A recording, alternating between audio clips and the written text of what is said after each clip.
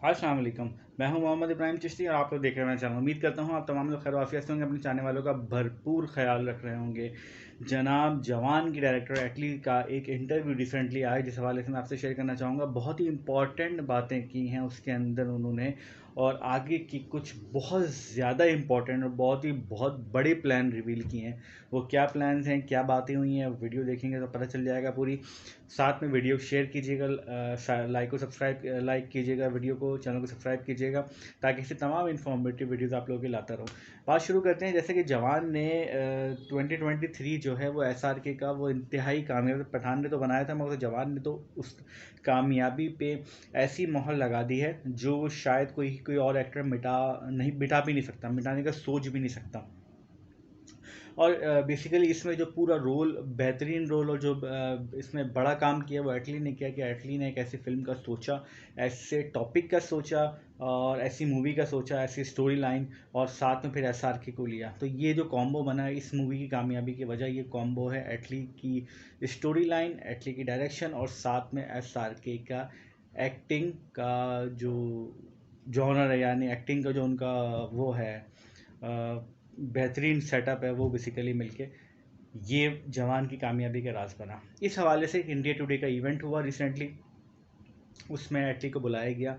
उसमें एटली का एक बहुत छोटा सा इंटरव्यू लिया गया, जिसमें एटली ने बहुत इंपॉर्टेंट बातें की। उस हवाले से क्या बातें की, सबसे पहले तो उनको कॉन्ग्रेचुलेट किया गया कि उन्होंने इतनी सक्सेसफुल मूवी दी, और बेसिकली उनको ये रीज़न, ये उनको वजह भी बनाया गया वहाँ पर, कि वो साउथ और बॉलीवुड का मिलाने का बाइस बन रहे हैं, यानी कि साउथ और बॉलीवुड का जो मिलाप है वो एटली के ज़रिए हुआ है। तो इसको आगे लेकर काफ़ी सारी बातें की, उनसे मुख्तलिफ सवालात किए गए। एक सवाल ये भी था जिसमें कि पॉलिटिकल एंगल जो, यानी पॉलिटिकल व्यू, जो पॉलिटिकल मैसेज इस मूवी के अंदर दिया गया है, उस हवाले से उनका क्या कहना है, और वो उन्होंने क्यों मैसेज दिया, क्या सोच के दिया। क्योंकि वहाँ पर इंडिया में इस हवाले से बात की जा रही है कि एक जमात है वो हुकूमती, अपोजिशन जमात जो है वो हुकूमती जमात को कह रही है कि ये मैसेज इनके लिए है, और जो हुकूमती जमात है वो अपोजिशन जमात को कह रही है कि ये मैसेज इनके लिए है। आवाम को ये बेसिकली बोल के बेचा जा रहा है इस मूवी को बुनियाद बना के।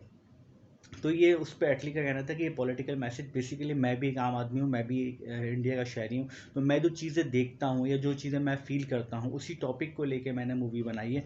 मेरा कोई ख़ास किसी चीज़ पर टारगेट का मूड नहीं था, ना ही मैंने किसी को ख़ास को टारगेट किया है।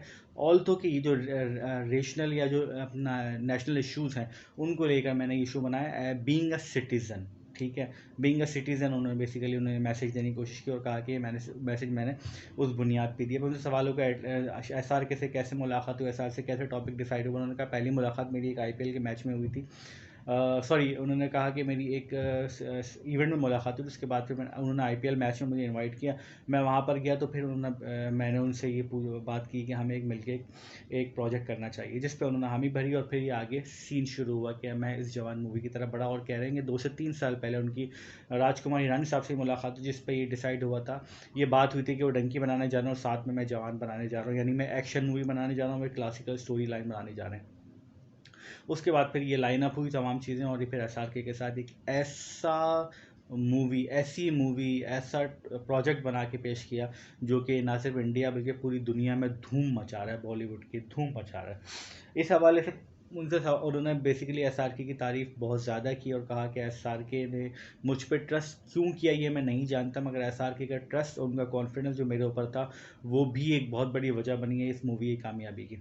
उसके हवाले से उन्होंने बहुत सारी बातें, उनसे सवालात किए गए। इस एक और चीज़ उनसे पूछा गया कि आगे लेके ख़ास तौर से सवाल किया गया विजय थेलापति और SRK को लेके आप क्या सोच रहे हो। तो उस पर वो काफ़ी ज़ोर से हंसे, और उस पर उन्होंने कहा ये चमते मैं तमाम चीज़ें बताने की नहीं होती हैं, मगर इंशाअल्लाह ताला आप बहुत जल्द आने वाले वक्त में, यानी उनके ये कुछ उनके वर्ड वो थे कि आने वाले वक्त में जो है आप लोग एक ऐसा प्रोजेक्ट देखेंगे जिसमें शायद, क्योंकि विजय साउथ के एक बहुत बड़े एक्टर हैं। विजय विजय की फ़ैन फॉलोइंग बहुत ज़्यादा है, और SRK तो फिर है ही SRK तो ग्लोबल, आप उनका SRK को तो ग्लोबल नाम दिया जाता है कि हॉलीवुड बॉलीवुड जितने भी बुढ़े हैं उन तमाम में सबसे ज़्यादा हिट एक ही एक्टर है, वन एंड ओनली, वो है SRK यानी किंग खान यानी कि शाहरुख खान।